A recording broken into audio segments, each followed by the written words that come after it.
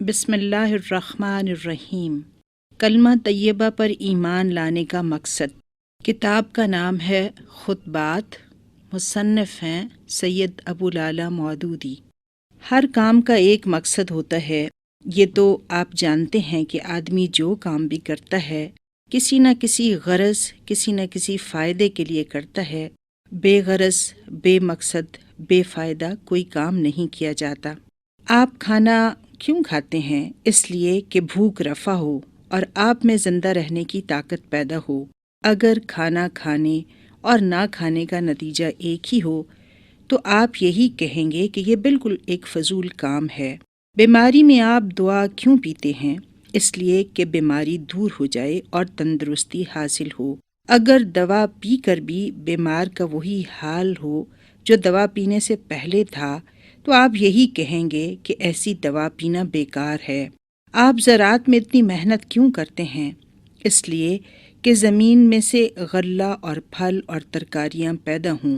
اگر بیج بونے پر بھی زمین سے کوئی چیز نہ اگتی ہو تو آپ ہل چلانے اور تخم ریزی کرنے اور پانی دینے میں اتنی محنت ہرگز نہ کریں۔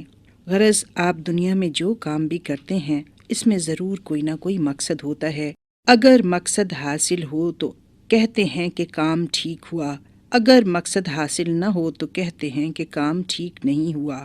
اس بات کو ذہن میں رکھتے ہوئے ایک سوال پیدا ہوتا ہے کہ کلمہ پڑھنے کا مقصد کیا ہے؟ سب سے پہلے تو یہی سوال کہ کلمہ پڑھا کیوں جاتا ہے؟ اس کا جواب اس کے سوا آپ کچھ نہیں دیں گے کہ کلمہ پڑھنے کا مقصد یہ ہے کہ کافر اور مسلمان میں فرق ہو جائے۔ سوال یہ ہے کہ فرق ہونے کا کیا مطلب ہے؟ کیا اس کا یہ مطلب ہے کہ کافر کی 2 آنکھیں ہوتی ہیں اور مسلمان کی 4 آنکھیں ہو جائیں؟ فرق ہونے کا مطلب یہ ہے کہ کافر کے انجام اور مسلمان کے انجام میں فرق ہو۔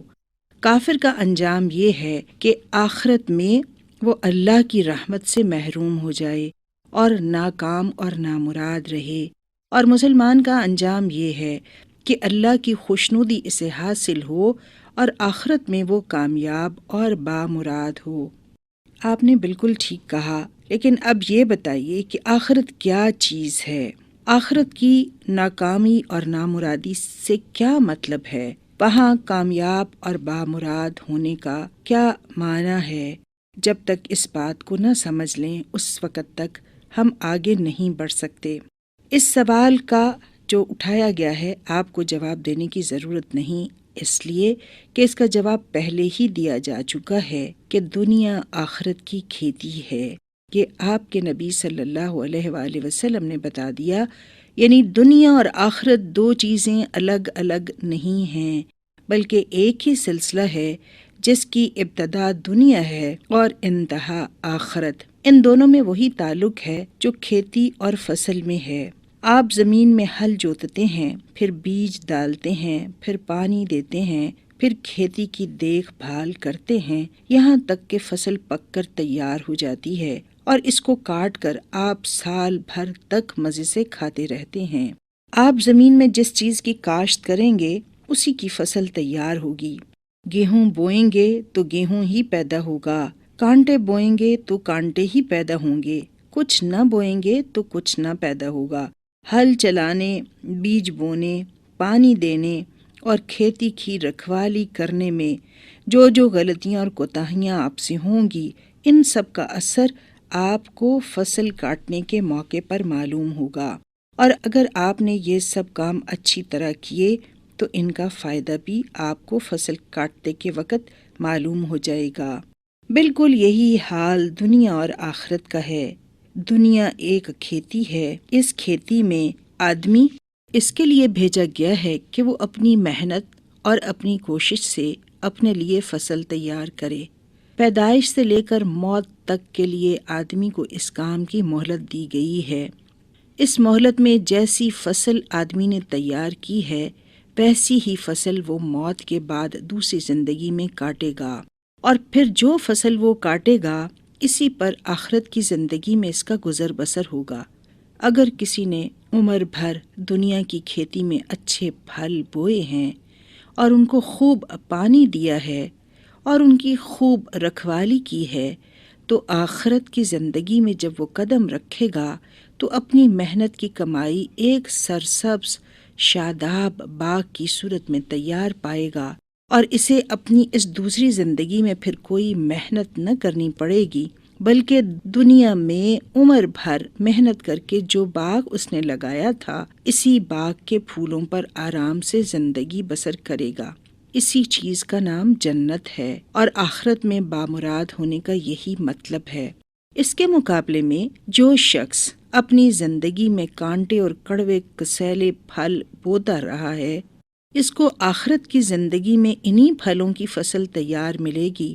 وہاں پھر اس کو دوبارہ اتنا موقع نہیں ملے گا کہ اپنی اس حماقت کی تلافی کر سکے اور اس خراب فصل کو جلا کر دوسری اچھی فصل تیار کر سکے۔ پھر تو اس کو آخرت کی ساری زندگی اسی فصل پر بسر کرنی ہوگی جسے وہ دنیا میں تیار کر چکا ہے۔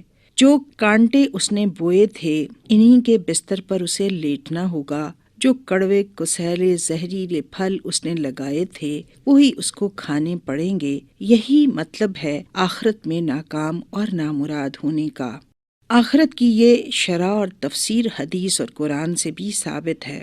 اس سے معلوم ہوا کہ آخرت کی زندگی میں انسان کا ناکام یا نامراد ہونا اور اس کے انجام کا اچھا یا برا ہونا دراصل نتیجہ ہے دنیا کی زندگی میں اس کے علم اور عمل کے صحیح یا غلط ہونے کا۔ کافر اور مسلمان کے انجام میں یہ فرق کیوں ہے؟ یہ بات بھی خود بخود سمجھ آ جاتی ہے کہ مسلمان اور کافر کے انجام کا فرق یوں ہی بلا وجہ نہیں ہوتا۔ دراصل انجام کا فرق آغاز ہی کے فرق کا نتیجہ ہے۔ جب تک دنیا میں مسلمان اور کافر کے علم اور عمل کے درمیان فرق نہ ہوگا، آخرت میں بھی ان دونوں کے انجام کے درمیان فرق نہیں ہو سکتا۔ یہ کسی طرح ممکن نہیں ہے کہ دنیا میں ایک شخص کا علم اور عمل وہی ہو جو کافر کا علم اور عمل ہے، اور پھر آخرت میں وہ اس انجام سے بچ جائے جو کافر کا انجام ہوتا ہے۔ کلمے کا مقصد علم اور عمل کی درستگی ہے۔ اگلا سوال یہ پیدا ہوتا ہے کہ کلمہ پڑھنے کا مقصد کیا ہے؟ پہلے آپ نے اس کا یہ جواب دیا تھا کہ کلمہ پڑھنے کا مقصد یہ ہے کہ کافر کے انجام اور مسلمان کے انجام میں فرق ہو۔ اب انجام اور آخرت کی جو تشریح آپ نے سنی ہے، اس کے بعد آپ کو اپنے جواب پر پھر غور کرنا ہوگا۔ اب آپ کو یہ کہنا پڑے گا کہ کلمہ پڑھنے کا مقصد دنیا میں انسان کے علم اور عمل کو درست کرنا ہے تاکہ آخرت میں اس کا انجام درست ہو۔ یہ کلمہ انسان کو دنیا میں وہ باغ لگانا سکھاتا ہے جس کے پھل آخرت میں اس کو توڑنے ہیں۔ اگر آدمی اس کلمے کو نہیں مانتا تو اس باغ کو لگانے کا طریقہ ہی معلوم نہیں ہو سکتا۔ پھر وہ باغ لگائے گا کس طرح اور آخرت میں پھل کس چیز کے توڑے گا؟ اور اگر آدمی اس کلمے کو زبان سے پڑھ لیتا ہے مگر اس کا علم بھی وہی رہتا ہے جو نہ پڑھنے والے کا علم تھا، اور اس کا عمل بھی ویسا ہی رہتا ہے جیسا کافر کا عمل تھا، تو آپ کی عقل خود کہے گی ایسا کلمہ پڑھنے سے کچھ حاصل نہیں۔ کوئی وجہ نہیں کہ ایسے شخص کا انجام کافر کے انجام سے مختلف ہو۔ زبان سے کلمہ پڑھ کر اس نے اللہ پر کوئی احسان نہیں کیا ہے کہ باغ لگانے کا طریقہ بھی وہ نہ سیکھے، باغ لگائے بھی نہ، ساری عمر کانٹے بوتا رہے، اور پھر بھی آخرت میں اس کو پھلوں سے لدا ہوا لہلہاتا باغ مل جائے۔ جیسے پہلے کئی مثالیں دی گئیں، جس کام کے کرنے اور نہ کرنے کا نتیجہ ایک ہو وہ کام فضول اور بے معنی ہے۔ جس دوا کو پینے کے بعد بھی بیمار کا وہی حال رہے جو پینے سے پہلے تھا، وہ دوا حقیقت میں دوا نہیں ہے۔ بالکل اسی طرح اگر کلمہ پڑھنے والے آدمی کا عمل اور علم بھی وہی رہے جو کلمہ نہ پڑھنے والے کا ہوتا ہے، تو ایسا کلمہ پڑھنا بے معنی ہے۔ جب دنیا میں کافر اور مسلم کی زندگی میں فرق نہ ہو تو آخرت میں ان کے انجام میں فرق کیسے ہو سکتا ہے؟ اگلا سوال یہ پیدا ہوتا ہے کہ وہ کون سا علم ہے جو کلمہ طیبہ انسان کو سکھاتا ہے؟ اس علم کو سیکھنے کے بعد مسلمان کے عمل اور کافر کے عمل میں کیا فرق واقع ہو جاتا ہے؟ پہلی بات ہے اللہ کی بندگی۔ جو اس کلمے سے معلوم ہوتی ہے وہ یہ ہے کہ آپ اللہ کے بندے ہیں اور کسی کے بندے نہیں ہیں۔ یہ بات جب آپ کو معلوم ہو گئی تو خود بخود آپ کو یہ بات بھی معلوم ہو گئی کہ آپ جس کے بندے ہیں دنیا میں آپ کو اسی کی مرضی کے مطابق عمل کرنا چاہیے، کیونکہ اس کی مرضی کے خلاف اگر آپ چلیں گے تو یہ اپنے مالک سے بغاوت ہوگی۔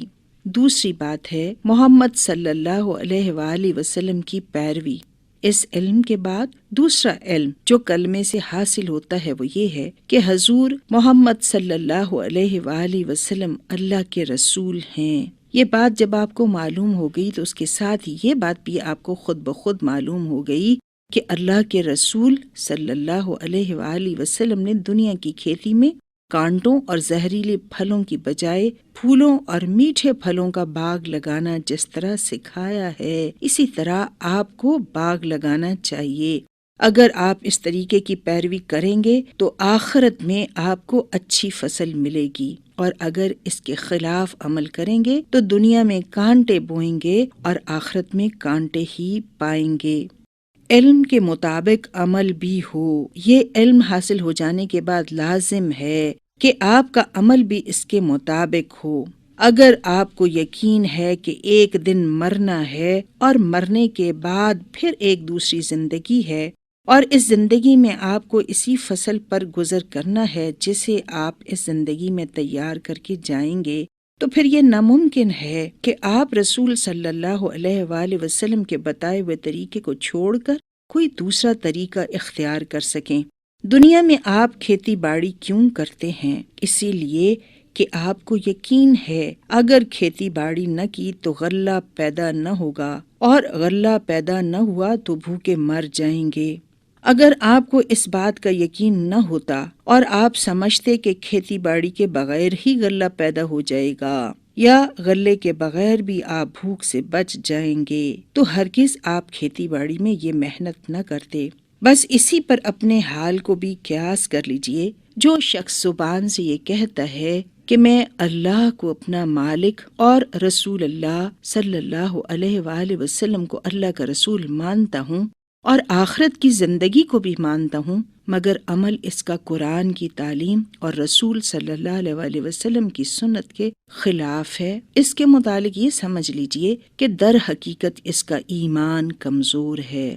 اس کو جیسا یقین اپنی کھیتی میں کاشت نہ کرنے کے برے انجام کا ہے، اگر ویسا ہی یقین آخرت کی فصل تیار نہ کرنے کے برے انجام کا بھی ہو تو وہ کبھی اس کام میں غفلت نہ کرے۔ کوئی شخص جان بوجھ کر اپنے حق میں کانٹے نہیں بوتا۔ کانٹے وہی بوتا ہے جسے یہ یقین نہیں ہوتا کہ جو چیز بو رہا ہے اس سے کانٹے پیدا ہوں گے اور وہ کانٹے اس کو تکلیف دیں گے۔